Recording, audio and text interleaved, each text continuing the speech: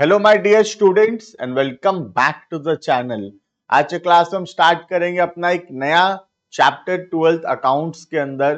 पिछले वीडियोस के अंदर हम ऑलरेडी पढ़ चुके थे पहला चैप्टर पार्टनरशिप फंडामेंटल्स और उसके बाद नेक्स्ट चैप्टर पढ़े थे गुडविल, नेचर एंड वैल्यूएशन। आज का जो चैप्टर है वो थर्ड चैप्टर है हमारे सिलेबस का। नाम है उसका change in profit sharing ratio among the existing partners. ये बहुत ही इंपॉर्टेंट चैप्टर है। ये पूरा रिलेटेड आने वाले बहुत सारे चैप्टर्स जो है इससे रिलेटेड है, जैसे admission of a partner, retirement of a partner, death of a partner. ये सारा चैप्टर रिलेटेड है इस चैप्टर से। क्लियर है?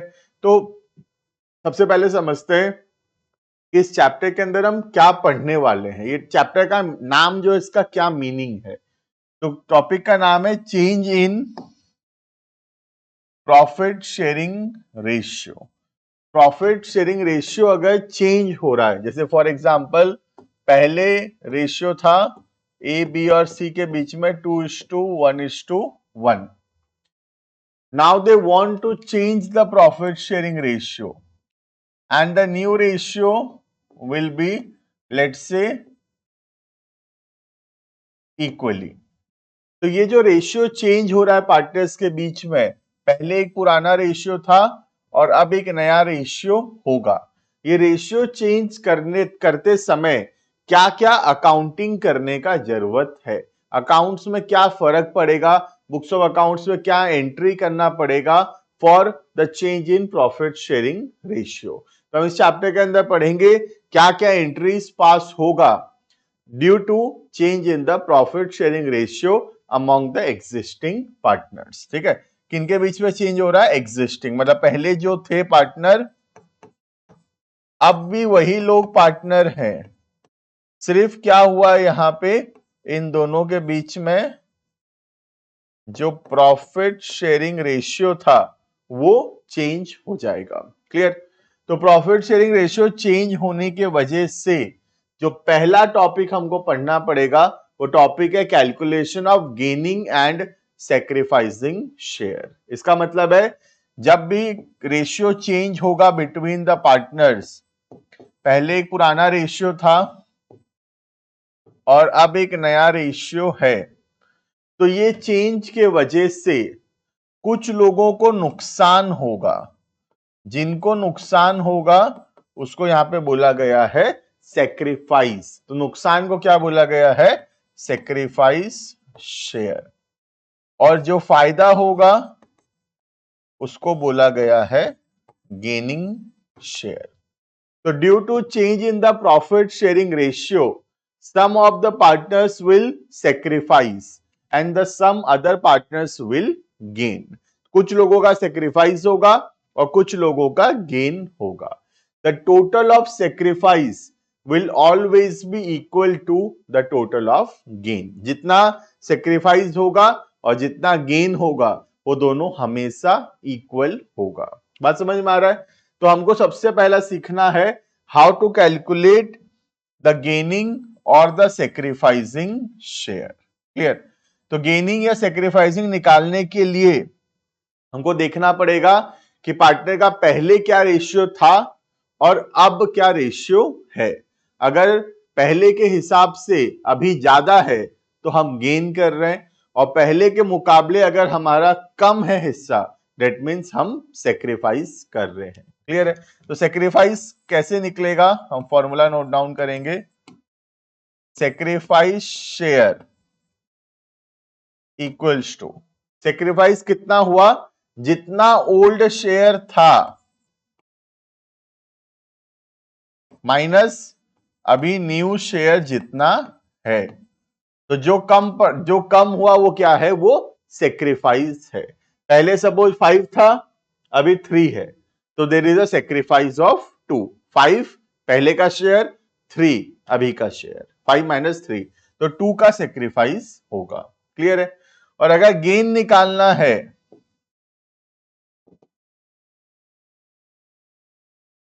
तो गेन कैसे निकलेगा? गेन निकलेगा न्यू शेयर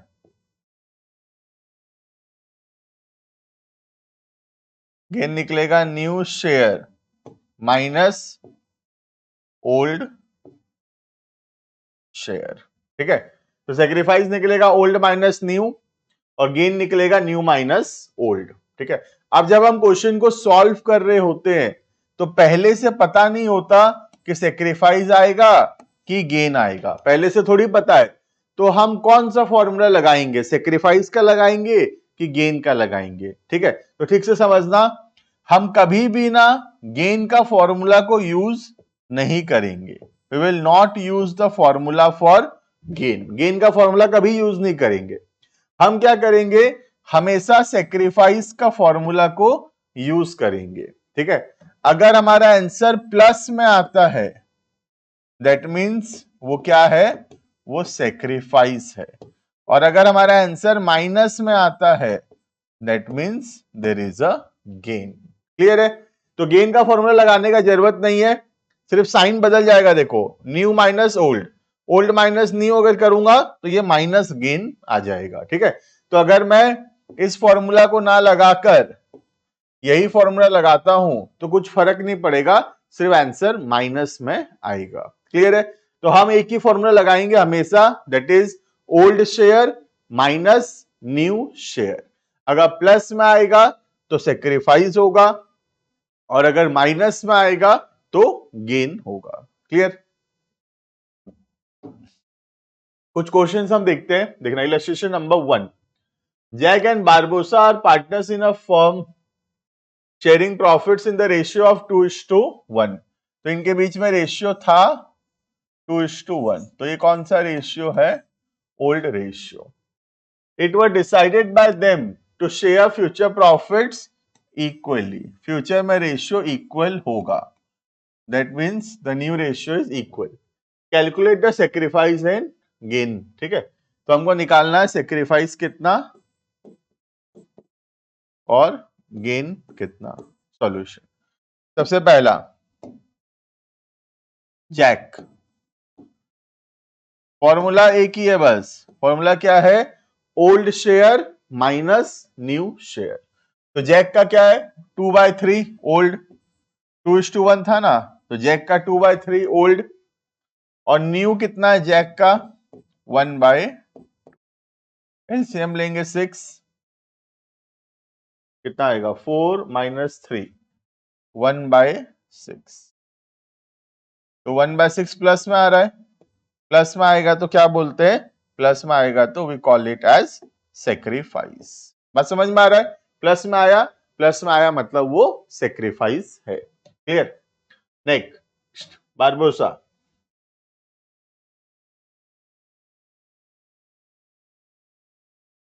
बारबोसा का देखना, ओल्ड शेयर कितना है 2:1, मतलब बारबोसा का ओल्ड कितना है 1/3, और न्यू कितना है इक्वल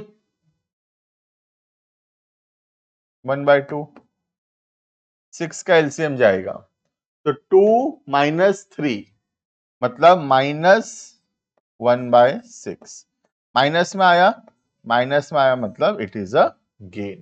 क्लियर है, तो हम चेक कर सकते हैं the total of sacrifice and the total of gain is equal. Sacrifice कितना है 1/6 और गेन भी कितना है 1/6। क्लियर है, तो बहुत इजी है, old share minus new share करेंगे, प्लस में आएगा तो सेक्रीफाइस है और माइनस में आएगा तो गेन होगा। Clear, next question, Lalit, Mukul and Chetan are partners sharing profit and loss equally. It was agreed to decided that in future Chetan will get 1/5 share in profit। तो ये डिसाइड हुआ कि चेतन को फ्यूचर में 1/5 मिलेगा। क्लियर है, तो हमको यहाँ पे निकाल के दिखाना है न्यू रेशियो एंड सेक्रीफाइस या गेनिंग रेशियो। क्लियर है, तो इन तीनों के बीच में ओल्ड रेशियो क्या था, इन तीनों के बीच में ओल्ड रेशियो था इक्वल। ठीक है, अब चेतन को कितना मिलेगा 1/5 मिलेगा। ठीक है, देखते हैं तो न्यू रेशियो कैसे निकलेगा। सबसे पहला हम निकालेंगे remaining share for Lalit and Mukul. तो चेतन को अगर हम 1/5 दे देंगे तो ललित और मुकुल के लिए क्या बचेगा? ध्यान देना, टोटल शेयर हमेशा 1 होता है, टोटल हमेशा 1 होता है। अगर हम चेतन को 1/5 दे देंगे तो ललित और मुकुल के लिए बचेगा 1 माइनस 1/5, दैट इज 4/5। समझ में आया? अगर चेतन को हम 1/5 देंगे तो ललित और मुकुल के लिए बचेगा 1 माइनस 1/5, दैट इज 4/5, राइट। तो ललित्स न्यू शेयर, ललित को कितना मिलेगा भाई? तो 4/5 किसका है? ललित और मुकुल दोनों का है। अब ललित और मुकुल में कैसे डिवाइड होगा कुछ बताया तो नहीं है, लेकिन पहले इक्वल था, पहले इक्वल था तो हम मानेंगे अभी भी इक्वल होगा, ठीक है। तो ललित को कितना मिलेगा? 4/5 का आधा मिलेगा ललित को, मतलब 2/5।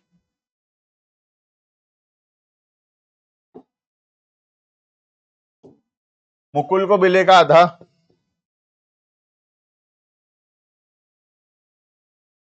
मुकुल्स न्यू शेयर वही 4/5 का हाफ, दैट इज 2/5।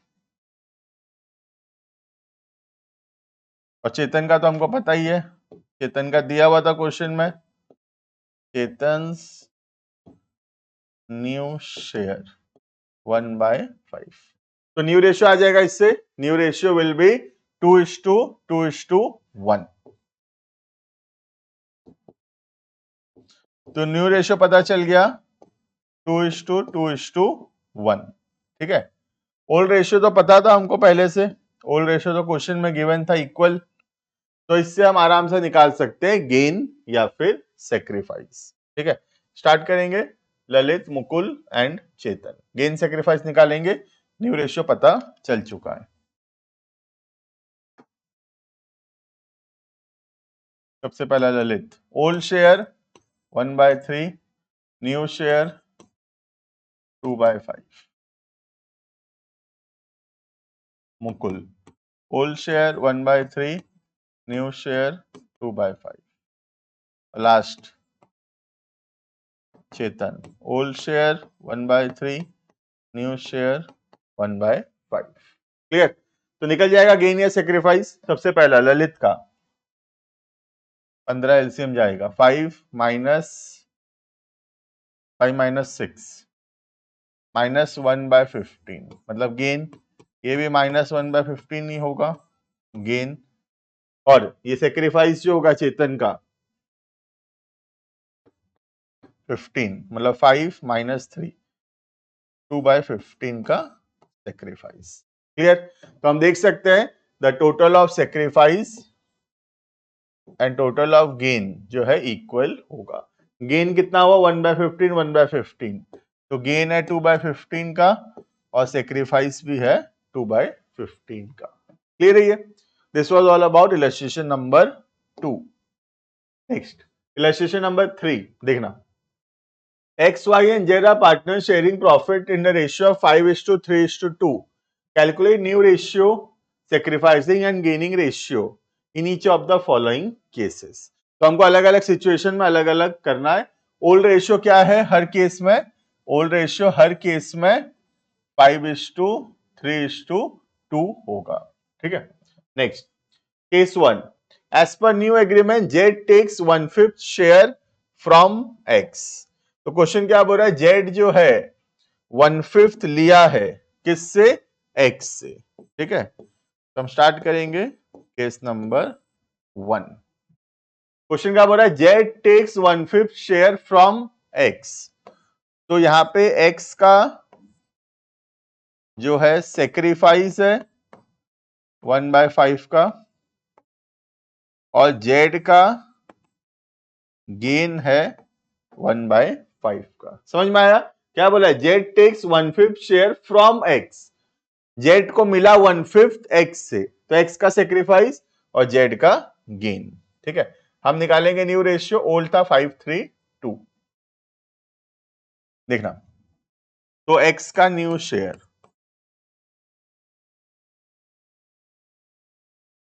कैसे निकलेगा ध्यान देना, हम अभी तक क्या कर रहे हैं, sacrifice equals to old minus new, new equals to new को इधर लाया, सेक्रीफाइस को उधर लिया, तो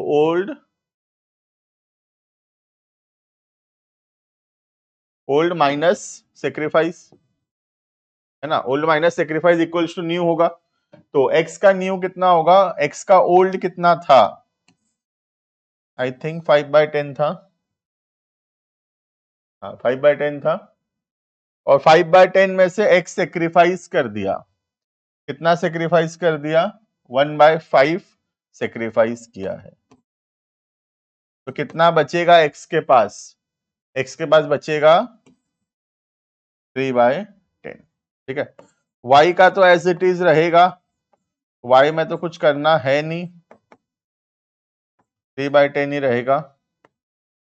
z का क्या होगा देखना, z का पहले हिस्सा था 2/10, पहले हिस्सा 2/10 था, z को अभी मिला और कितना 1/5 मिला, तो z में प्लस होगा 1/5, x में जैसे माइनस हुआ था, तो z का नया हिस्सा आएगा 4/, तो जो न्यू रेशियो होगा दैट विल बी 3:3:4। क्लियर है, ये z का कैसे निकाले था ध्यान देना, z का minus gain equals to old minus new, new equals to old plus gain, तो इस वाले को यूज किए, new equals to old plus gain. Clear है, this was all about case number 1। Next case 2 क्या बोल रहा है देखेंगे, ध्यान देंगे। Case 2, as per the new agreement Z takes 1/5 share equally from x and y, z को मिलेगा 1/5, एक्स और वाई से आधा आधा मिलेगा, ठीक है। तो करेंगे केस 2 सॉल्व।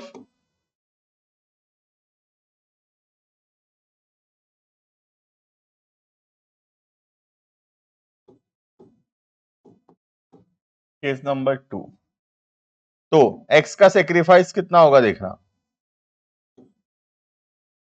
x सेक्रीफाइस 1/5 का आधा x देगा, तो x का सेक्रीफाइस है 1/10, y का सेक्रीफाइस भी होगा 1/5 का हाफ 1/10, और z का गेन होगा कितना 1/5 का। क्लियर है ये, अब सेक्रीफाइस पता चल गया, न्यू रेशियो आराम से आ जाएगा, ठीक है।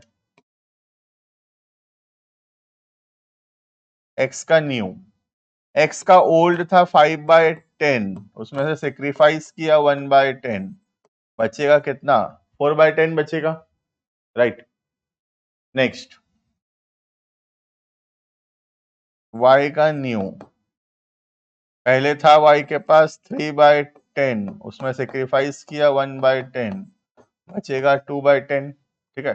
इसको शॉर्ट कर लेते हैं, ये आएगा 2/5, ये आएगा 1/5। नेक्स्ट z का तो पता ही है,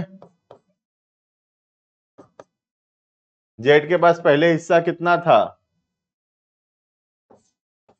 2/10, और अभी मिला है 1/5, तो कितना हो जाएगा इसके पास 2/5,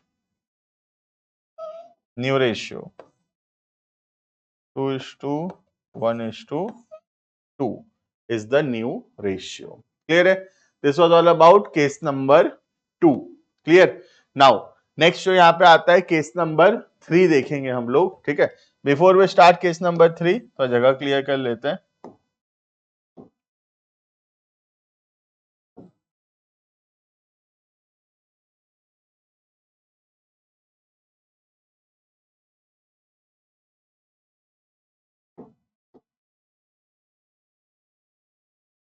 नेक्स्ट केस नंबर 3,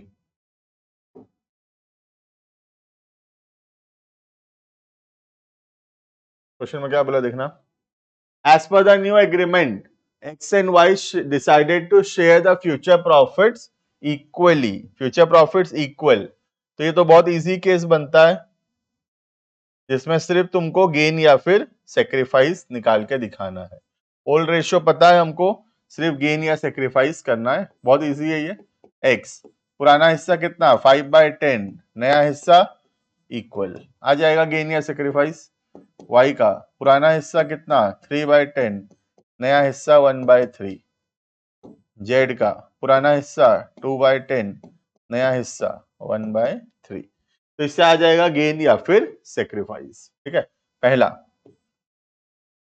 30, तो 5 माइनस 10, तो -5/30, तो क्या है गेन। नेक्स्ट 30, तो 3 9 9 माइनस 10,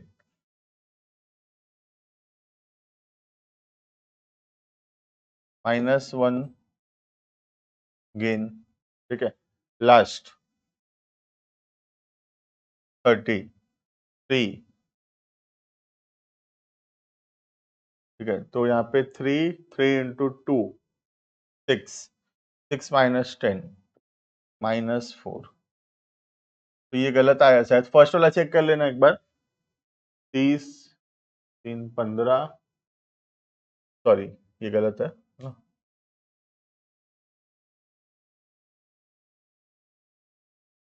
सेक्रीफाइस आएगा ये।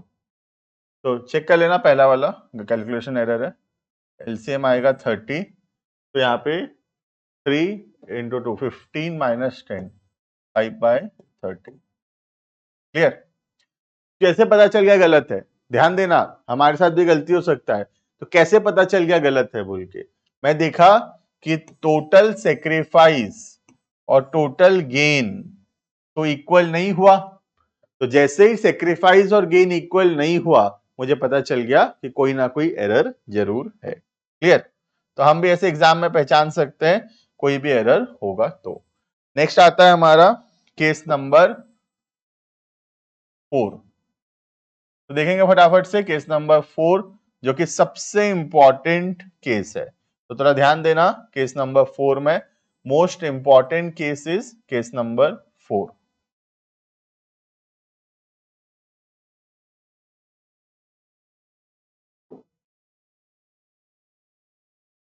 देखना, as per the new agreement Z takes 1/5 share, ध्यान देना क्या लिखा है, ऑफ एक्स, ऑफ एक्स। तो एक्स के पास जितना है उसका 1/5। ठीक है, और यहां क्या लिखा था देखना, फ्रॉम एक्स। फ्रॉम एक्स का मतलब है 1/5 देगा, तो 1/5 is the sacrifice in case of from x. But जब ऑफ एक्स लिखा है, इसका मतलब है एक्स के पास जितना है उसमें से 1/5 वो सेक्रीफाइस करेगा। ठीक है, तो बहुत फर्क है, ऑफ वाला क्वेश्चन में थोड़ा ध्यान देने का जरूरत है। ठीक है, क्वेश्चन में फर्क है केस 1 और केस 4 में। केस 1 फ्रॉम एक्स है, केस 4 में ऑफ एक्स है। ठीक है, देखना सबसे पहला एक्स सेक्रीफाइस। एक्स के पास कितना हिस्सा था 5/10, उसमें से वो 1/5 सेक्रीफाइस कर रहा है, तो सेक्रीफाइस कितना होगा 1/10। समझ में आया ये। अगर फ्रॉम एक्स बोलता तो खाली 1/5 जो था वो सेक्रीफाइस होता, लेकिन जब ऑफ एक्स बोला है तो एक्स का हिस्सा का 1/5। ठीक है, नेक्स्ट वाई का सेक्रीफाइस 3/10 का 1/6, तो 1/20 का सेक्रीफाइस। ठीक है, और जेड का गेन होगा, गेन कितना होगा, जितना इनका सेक्रीफाइस है उतना गेन होगा, तो 1/10 प्लस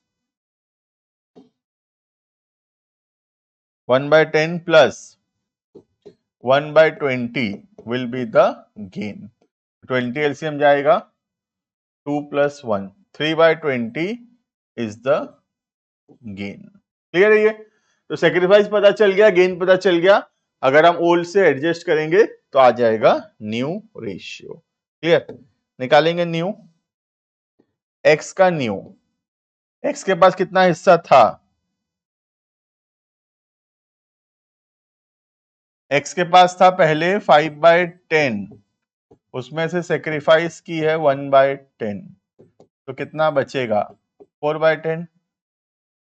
y का पहले हिस्सा था 3/10, उसमें से सेक्रीफाइस हुआ है 1/20, तो कितना बचेगा 20 में 2 3 5 5/20।